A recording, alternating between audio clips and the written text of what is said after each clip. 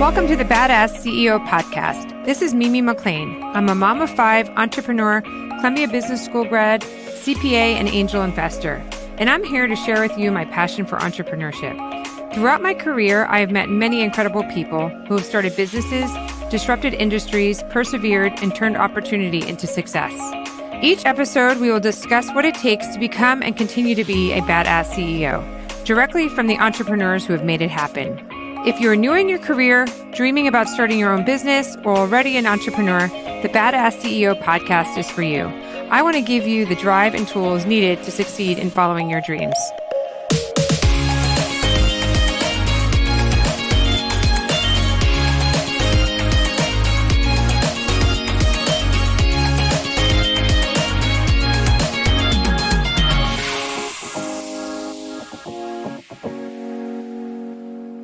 Hi, welcome back to the Badass CEO. This is Mimi, and today we have Amanda Foster, and she's the founder of Foster Inc., a strategic practice of progressive high-growth organizations. Foster Inc. partners with forward-thinking businesses to build and execute unique leadership and team development programs and experiences. She's an incredible experienced coach in leadership and development, skillful corporate strategist, and organizational change and culture. Current and past clients include Google, Spotify, Quantcast, Cruise Sidewalk Labs, Buzzfeed, Unilever, and Westfield LLC.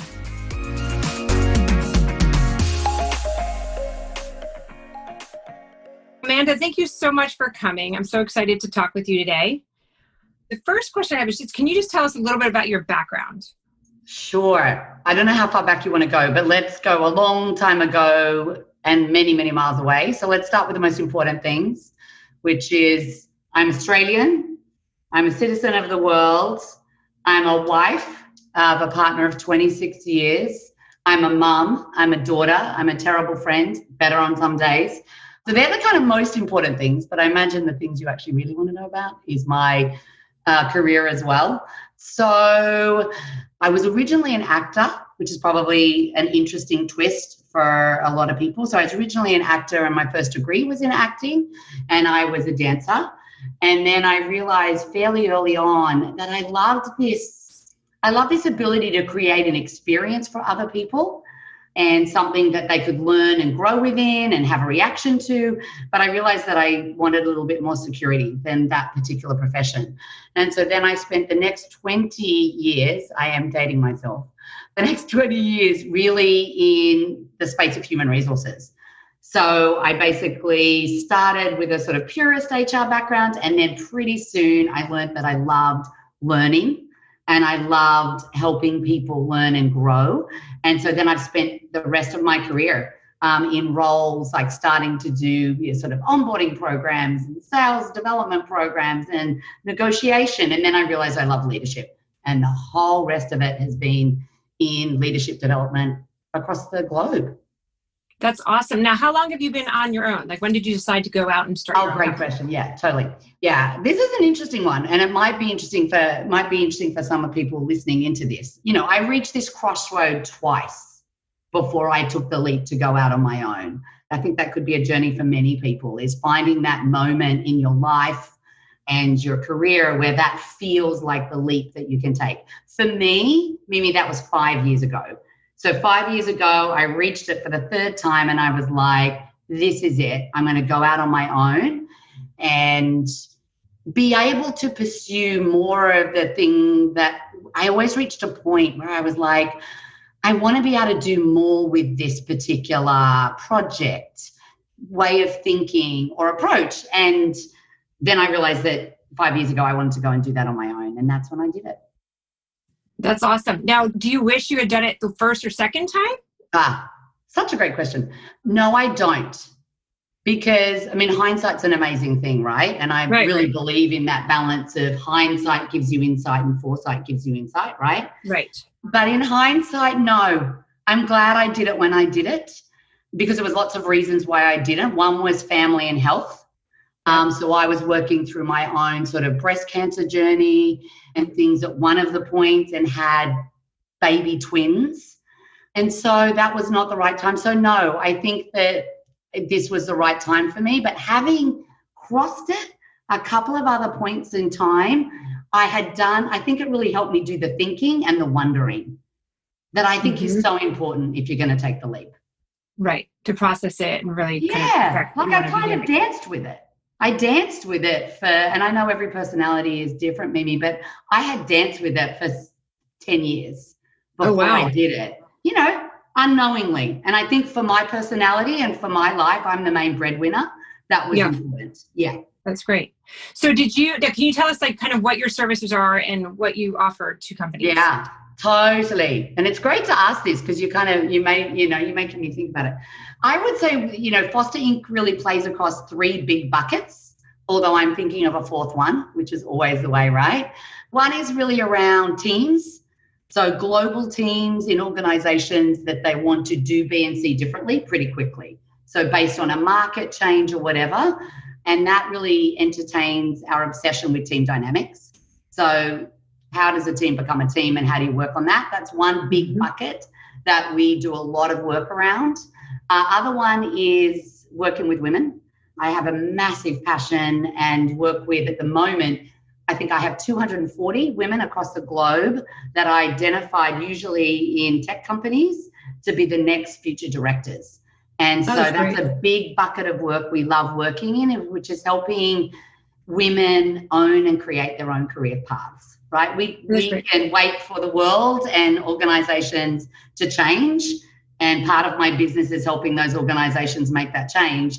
But we don't also want to wait. We want to kind of create our own path. So that's another place we play really solidly. And then the third one is really around executive coaching, which usually supports those other 2, which is really doing the individual work and support to help people really create the lives and the careers that they want.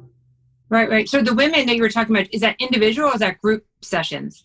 Such a great question. I put them into cohorts. So they work in global cohorts, and then they sort of work in subgroups around building communities of network, of sponsorship, of sharing, learning, and then there's also an individual coaching element. So it's kind of a bit of everything. Are they mostly corporate executives or people, or are entrepreneurs? Yes, I'm loving these questions because you're stimulating my thinking. It has to date been predominantly corporate clients, but one of the areas I'm getting really curious about is being able to offer cohorts for entrepreneurial women and maybe even mixing them. I mean, how great would it be?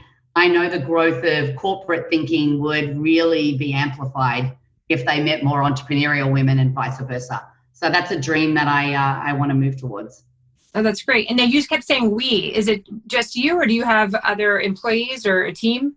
So my wife, actually, one of my big pieces of advice is be really careful and curious about who you choose to spend your life with, who supports your dreams. So my wife runs the other whole half of the business, which is all of the operations. So we have completely different strengths. So that's a big we when you think about running and setting up and starting a business. And then, we have sort of a small team of people that support us permanently. And then I have a larger group of associates that I bring in based on projects or needs. Right. Oh, that's great. It's a nice way to scale. Yeah, exactly. Because you don't have to have them permanently on your payroll, especially now in today's kind of culture of what's happening. People are working from home and have different side incomes and whatnot. So when you launched 5 years ago, what was the hardest part for you? I think the hardest part for me was actually dealing with my own fears of failure and what that would mean for me and my family. And the hardest part was trusting myself, because one of the things that I did do that I would recommend to a lot of people if you have this opportunity, and you may not, was I basically arranged a fairly solid ramp for myself. So when I left corporate life, I went to my last organization and said, I want to go out on my own in X period of time. How about I stay here for the next 6 to 9 months and deliver X and Y, which I know are really important to you, and then I'll kind of move on out.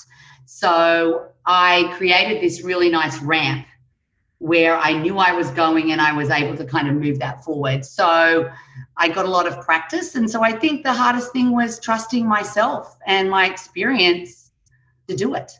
Mm-hmm. And have you had trouble finding clients? either individuals or corporate? Yeah, no, I was super lucky that I think I finished my corporate job on the Friday, and then by the next Monday, I'd been in a mentoring relationship, which I think is a really interesting point for a lot of women, is to try and have as many mentoring relationships that are valuable to you, because these are often the moments where I called and said, I'm actually leaving. And by sort of the middle of the next week, I already had people kind of reaching out and saying, can we talk? Here's what's happening in my organization and culture. So I have been, and I know I have been really blessed. I've been really blessed that we grew really, really quickly, which I think is one of the challenges. We That's grew great. super quick and super fast in client groups that are all about word of mouth. So they just pass you around, which is brilliant, but we had to grow really quick. Right. And so each of those jobs that you get, is it a long-term, or are they usually like short-term, like only a couple weeks? Or Yeah.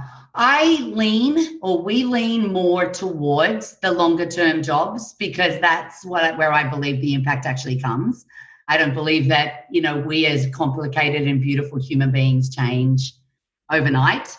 So tend to curate them to be longer than shorter.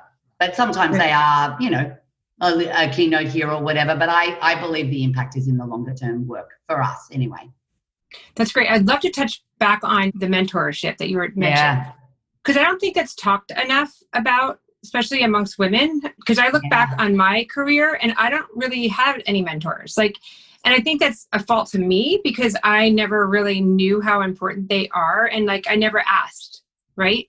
Yeah. And I never kind of developed it. I have people that I look up to, like past boss and whatnot from my other jobs, that I admired and I looked up to, but I never kind of solidified that, hey, will you be my mentor? And will you kind of advise me? And I feel like that is really, I think, a point to get across to, my listeners, or to younger people who are getting out in the world, is find your mentors. So my question to you is, how would you recommend to somebody to find mentors, or what would you say to them? Do you come out and specifically say, can you be my mentor? Or do you kind of just finesse it a little bit and have it more be more of a relaxed relationship? In your mind, they're a mentor, but they don't even know that you're their mentor. You know what I mean? How would you recommend all that? I'm so pleased this is coming up, because it's something that in the work that I mentioned I do with women, we spend a lot of time on. Is this a couple of things related to what you're asking, is this idea of, what is a mentor and what's the difference between a mentor and a sponsor?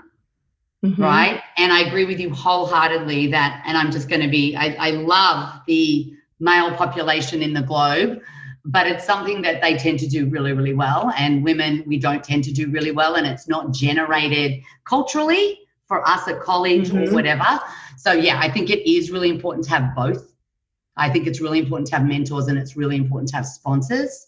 I'm a little bit more of the relaxed approach that you kind of hinted at, which is, that book of Are You My Mother? That kind of children's book. Yeah, I don't believe you go up to somebody and say, unless you're maybe in an early part of your career, you could say to someone, look, could you mentor me?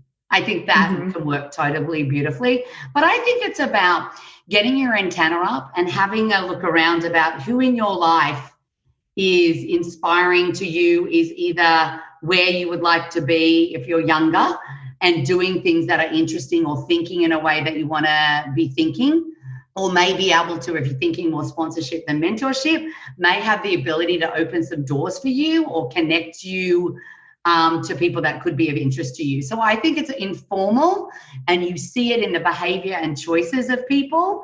And then if it comes to a point where you need to formalize it by saying, I'm going forward for this role, or I want to do this project in my life, and can I ask you to speak on my behalf? It can often become a little bit more formal. That's great. That's great advice. I love it. So can we also talk a little bit about so what advice are you giving anybody who's in corporate America that kind of wants to go, when you go in and you have a client and you're hired, what advice are you giving somebody to kind of climb the ladder, or if it's an entrepreneur, what they do to be successful? Yeah. I think it's two different things, slightly different tweaks between those two groups for me. So one is, if you're an executive and you want to move up, then the first thing I would say is do it, because we need more and more diverse and thought leaders, and particularly women, kind of moving up. The questions that I would offer to really dig into and consider for yourself is, why do you want to do it? Like, what does it give you? And be really as clear as you can about that and reassess it along the way. The other thing I would say is know what trade-offs you're prepared to make for it, and really look that honestly in the eye. And I think that's really hard. I think that's really hard to look that in the eye, because then you've got to look at some social biases and some of the other tough stuff that we're working through socially. But really look at it, because I think if you could do that, then you'll make some better choices about who it is you want to be as a leader and how different you want to be or not want to be, and then what companies and what leaders you want to work for to do that. And I don't think my experience is, yet again, particularly as really talented women, we don't often think about those things. We are kind of grateful for the opportunities, and that is brilliant. But we don't kind of map it out and say, I can ask for this and this is what I want. So that would definitely be one of the things that I would say for people in corporate. Well, when I worked in corporate America a long, long time ago, I had some really good jobs. And one of the jobs was in investment banking. And I remember, I was right out of college, but I remember looking around and seeing all these women who were in their late 30s, 40s, who were, the highest level of the company. They were working on Saturday nights. It's like 8:00 at night on a Saturday night. Meanwhile, I know they have a family and kids. Yeah. And I remember thinking to myself, whoa. This is not what I want to be doing when I have a family working on a Saturday night. So it definitely makes you realize okay, where is the path? And obviously things have changed so much over the past 20 years that the work ethic and the flexibility that wasn't there, right? 20 years ago. So it's very different. But yeah, I do agree with you, looking around and seeing is that how I want to be treated? Or is this the hours I want to be pulling? Or is this the traveling I want to be doing? And how does it fit? I think right now our world is so changing. So who knows what's going to happen in the next year or two? Is it traveling really reduced, or is going into the office and working those late hours? Is that still there, Yeah. A couple of things really resonate for me with what you're saying. One is, I think a lot has changed and a lot has not changed.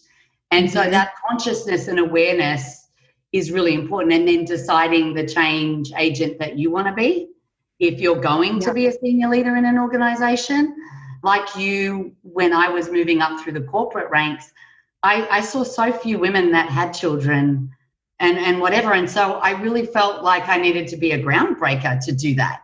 And so I think that's really, really interesting. And then the other thing I think that you're bringing up that's really interesting is we teach people how to treat us. And so if you're not clear going into a role, or when you get promoted, or when you're starting your own company, what that's going to be, then you can find yourself at a certain point down the path at a very different place than what you had hoped for.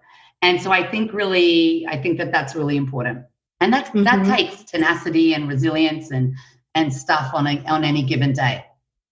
No, that's true. So you worked with some amazing companies and executives. What attributes or key characteristics would you say makes a successful executive? Yeah, I've taken a really interesting shift about that. I think it's less about attributes, and I think it's more about qualities that translate into behavior. Because I think attributes have kind of got us to where we are now, which is a leader looks like this, and it's like a poster on the wall. And I think that's what's got us to the leadership culture of where we are in a lot of organizations and government and many other places. So I would say it's more about attributes that lead into behavior. But what I would say that I'm seeing things like agility, nimbleness, thought leadership, curiosity, which I think is a weird one, but I will gift it out, that leaders that can really be curious about what's happening and what's going to happen in the future. I think it's more about that. I think followership. Can you manage a multi-generational workforce? Can you understand the perspectives and lenses of others? What is it about being diverse and being inclusive? I think they are the massive pivots of leadership now that are really coming to the fore. Right. No, it's true. I used to think it was just like resilience and grit. But I just actually wrote an article for my website. It's about how it's adaptability and agility, like you said.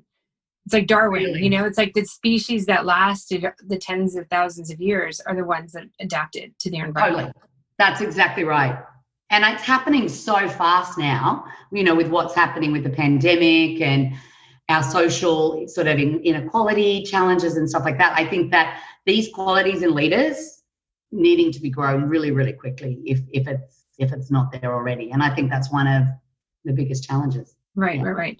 So how has your business changed since COVID started? Is there different things that you're getting hired for, different advice that you're giving? Such an interesting question. It had to pivot really, really quickly. Like I remember maybe sitting in front of my computer on a Friday night at, I think, like first week of March, and just watching everything fall off our calendar. Like we had a calendar that was literally fully booked for the year. And is that in person? Yeah. So that's a great identification pretty much 100% of my work was in person. So I lived on planes or lived traveling, et cetera, and then it all changed. So we had to make a really, really big pivot to how would we deliver this support for clients virtually. So I felt like most of my limbs were cut off and removed because I felt like most of my skills, which is being able to be in a room, and I did my master's in neuro-linguistic programming, which is being able to read body language and language patterns and to support people to grow. I was like, how do I read that when I can only see you from your shoulders up? So we had to pivot really, really quickly and gain, was a technological nothing. Right. And so really, really quickly, we had to build some skills to really make this business work online, which I'm sure is probably a case of a lot of you people listening. And I really admire that and the pivot most of us have had to make and the courage that takes. Interestingly, though, the type of work did not change. So we had a month that was really quiet. And then suddenly, I think everybody started to realize we were not going back to anything. We are only going forward to something, right? And I remember the day I realized that, and it was really profound because I kept saying, we'll go back and I'll be in person. And yes, I will to some degree, but I had to pivot quick. So the work hasn't changed. It's just the how. And so now how are we helping them? I think it's kind of similar, but it's deeper. It's really about how do we help our clients at the individual and team level pivot really quickly as leaders and as teams and as organizations and culture, because I believe, Mimi, that the culture of a team is made up of the individuals on it, the values that they're holding and the experiences that they're having in any given moment. And we're all having reconnections to our values. What do I want in my life? Like pandemics offer that kind of stuff. So I think it's really helping companies pivot around that and get really clear on that, redefine who they are, redefine what being a leader is, and leading people that are in a pandemic, and then sustainability. Like how do we help our clients have the stamina? My clients are exhausted. My parents are exhausted. My mum clients, everybody is exhausted. And so how do we also help them with sustainability? So that's kind of deeper work in a weird way. There's no off button. The other thing I've been thinking about, and I don't know if you've had experience with this, so I'm just going to ask, is I feel badly for all these graduates from college that just graduated that are starting work.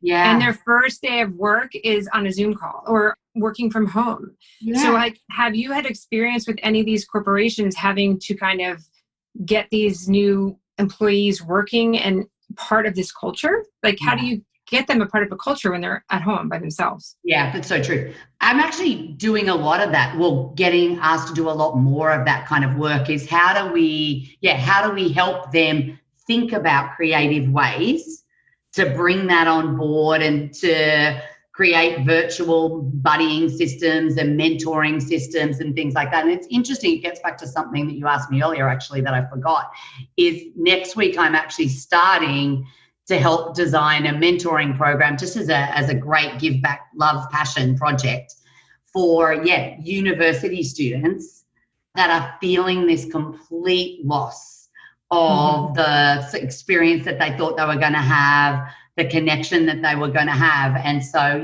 maybe we keep chatting about that. Maybe we watch that space. But I put my hat in the ring to really help design some programs that hopefully will go out to thousands of young people to help us think about that. But I'm happy to share as I learn more. Oh, that'd be great. For anybody who is listening and has a smaller company that doesn't have a lot of employees and they're growing, what advice would you give them to create a positive culture? Like off the bat, they're starting with a clean slate, right? So they don't have to fix anything. Yeah. They're not. So how do they get off on the right foot? Yeah, these might be weird answers. So you challenge me if I'm not answering it. But I feel like I think you create a clear culture by being supersonically clear about what you're about. Because one of the things with small companies, I think, and I experienced it myself, is you think that to be successful, you kind of need to be all things to all people, right? And so you kind of go out a little wishy-washy in every way to the people that you're looking to attract as team members. And so that creates the culture. So I would say be as specific as you can about who you're going to be and what you're going to deliver, right? Because that's confusing to clients and it's really, really confusing to anybody that you're trying to attract to do work with you. So I would say be as specific as you can, because then it helps other people say, I want to be part of that dream and I want to help you build it. And I think that's really important to the culture, is honesty and transparency about what that journey might be like. Like, what don't you know about where you're going to be? What do you think this is going to be like? So I think being really honest and transparent is really, really important. I think setting up what the work culture is going to be like actually deciding what that's going to be really, really early, and then making that attractive to other people. So I'll give you an example in my life is I find that there's amazing amounts of women at my point of career. And then there may be great men as well, but I just seem to have met amazing amounts of women who are crazy experienced, got off the treadmill at some point to have a family, do something and whatever, and then are wanting to look for a different work structure. Now, COVID is probably starting to introduce that more, but before COVID. So I tended to create a culture that is attractive to that, attractive to people that can say to me, Amanda, I want to do 12 hours a week. I used to be the head HR person at X company. I want to do 12 hours a week. This is ideally when I want to do it, and I need to pick up my kids in the middle of whatever. So I think my suggestion would be really clear about the culture that you want and be really honest about it. And think about how you can be as creative as you can to create something that makes it appealing to somebody's whole life. Mm-hmm. When you're a startup and you're lean finances, lean time, you don't have a lot, right? Like you're being stretched. I think a lot of times it's hard. I've experienced this, and I've talked to other people who have too, where it's hard to just actually stop and take the time to develop your new people, or to have that feel good stuff that you're supposed to do, right? Totally. You know, like that conversation on Monday morning, or that stuff that you're supposed to stop and make them feel like they're a part of the team. Whereas instead you're like, we're all just running. So just keep running, catch up and just keep running, right? So it's kind of hard as an entrepreneur, I think, to stop, or a CEO where you're wearing a lot of hats. Yeah, I think that is true. You know? That's such a great point, because I think you're right. As the CEO or the founder or whatever language you want to use, you tend to be 10 steps ahead. You don't necessarily think about just taking, I call it the power of the pause, which is just actually stopping and saying, where am I? Where's everybody else in my wonderful world right now who's helping me build this vision? And where do I need to offer them insight? Where do I need to offer them support? Where do I need to offer them a moment? Particularly, I think in this time, I think that that's really, really important. Right, right. Building somebody else's dream is typically only fulfilling, in my experience, to a certain point. So you can be, and I'm not saying people are, but you could be inspired by me and what I want to do and whatever, but there's going to be a point where doing it for me, it has to have something in it for them. So what are they wanting to do as part of this organization, and what can they add? I think that you can often miss that as a CEO. Right. Do you give advice? Because I find with working with people, I tend to like to let people have a lot of slack, a lot of leeway. it's kind of like you rise to the occasion. I'm not going to micromanage you because I don't have time to do that. Yeah. What advice do you give to people, or what are the signs? Because sometimes that doesn't work for everybody, right? Sometimes some employees like take advantage of that, right? And then the next thing you know, like they're at the beach, or they've used your credit card and, you know, have racked up bills or whatever, you know, taking advantage of the situation instead of just being like, wait, I see that this person's giving me a lot of responsibility. I need to rise to the occasion.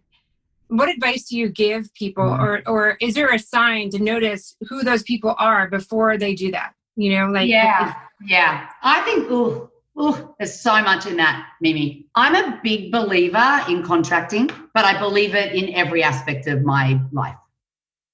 With clients, with contractors that are working with me, or team members, or my kids or my wife, actually, which is this idea of, fairly much at the beginning, you know, you can definitely give slack, but you give slack around what we know are the kind of agreed terms.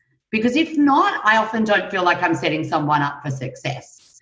So this is kind of how we do things around here, which is about culture, right? Like, it's getting back to the question you asked earlier, which is interesting, which is, how do you tell people what life is like as part of your team? And what's the kind of unsaid contract? Yeah, we don't use the credit card for this, we use a credit card for that, or whatever. You know, you just kind of contract around the things that matter to you or the culture of your organization. And then you let people, then they know the boundaries. Then they know the other places where they can be thought leaders and they can be creative and they can do something else. That's what I do. The things that I think you want to really be looking out for is, how do people build trust, right? Because you're right. I mean, I profile people, you know, part of my job is often profiling leaders and helping them understand who they are and how they work and how they make decisions, and then putting groups of people together and what does that mean for a board of directors or something like that. I think that's important even in your own business. Like, if you even think about, how do you build trust, right? People are typically either, I'm going to simplify it, and I know a lot of people listening will know this, right? You're either someone that comes in with the trust equation, the cup, if you think of it like a glass, full or empty. So I either come into you, I'm someone that comes in with a glass half full. So the trust is there to either be maintained or potentially lost, right? By behavior or choices that either one of us make. But some people that I work with and am blessed to partner with are empty, and you earn it. I think you really want to notice that early on and actually ask questions about it, so that you can understand how you actually build trust, or in my field, it's called psychological safety, that allows you to not have to guess with team members about how much you can give them and how much they'll take. You can kind of contract earlier on. Yeah. Yeah, no, it's funny because I tend to kind of go in with the full glass. Like, I just assume I trust everybody. I'm just one of those people like, why wouldn't they work hard? Why wouldn't I just kind of assume they're like me? And I guess maybe sometimes that's not the right assumption. But, you know, I kind of, until you prove me otherwise, I'm just going completely to trust you. So I don't know if that's the right way to. Well, you could ask really cool questions like, what do you need? What do you need in terms of boundaries, processes, knowledge, and whatever to do your best work? What do you know about yourself? That's true. That's a good way of putting it. I would ask new team members things like that. And through that, you would then get a sense, because they might say, you know what? I'm someone that actually needs quite a bit of detail. So I need to kind of know what you want, Amanda, and then I'll go for it. You want to know that so that you don't waste 3 months working that out. Because when you're running your own company and it's new, every minute matters. I know every minute in my life is critical. So I learned really early on that I don't have time to take 3 months to learn that. So ask people. Don't try. I call it crystal balling. Like, we expect people to read your mind and whatever. And particularly when you're starting a new company, you don't often have that time. So ask people. Right. Okay, so the last question is, what advice, last minute advice, that you would give any other CEOs or anybody else starting out with the company? Oh my gosh, that could be a 4-hour conversation. Let me give you the top ones. Maybe it's like the David Letterman top 5 or whatever. Yeah. I would say, start before you think you're ready. don't go for perfection, go for progress, and get out there and learn on the road if you can. I would say resource up to whatever degree that you don't have the skills and capability quicker than you think. Because often as small companies, you think, oh, I shouldn't be spending money on having, in my case, an accountant. But I'm useless at that side. So put a value on your time and make more revenue and resource up sooner. That was one of the best pieces of advice. I started my business at the same time as 4 friends, and only 2 of us are still going. And I actually think it got down to the fact that they tried to be everything within their organization as well, and they just couldn't do it and they burnt out. So that would be mine. I would say with decision-making, going all across the board here, with decision-making, use more than just your head. Use your head, then use your gut, and then use your heart. And kind of say, what does my gut say about whether I should take this piece of work or how I should do it? And then say, what does my heart say? And use all 3. I use my brain a lot, and I've noticed since I've started my own company, I needed to use the other 2 if I was going to stay on track with why I was doing this for my whole life, and consistently reassess alongside your values. So stop every now and again and say, am I still doing this for why I did it, or have I lost my way? Because I think when you're doing a startup, it's really easy to lose your way and be working 18 hours a day and not be doing it for why you did it, whatever those reasons are. That's great. Yeah, I love it. I tell you, really, really learned a lot doing this. Right. You learn as you go. This has been great advice. I really appreciate you coming on. I thank you so much. My pleasure. So thank you again. You're welcome. Thank you for joining me on the Badass CEO podcast. If you enjoyed today's episode, please leave a review and see you next time. Thank you.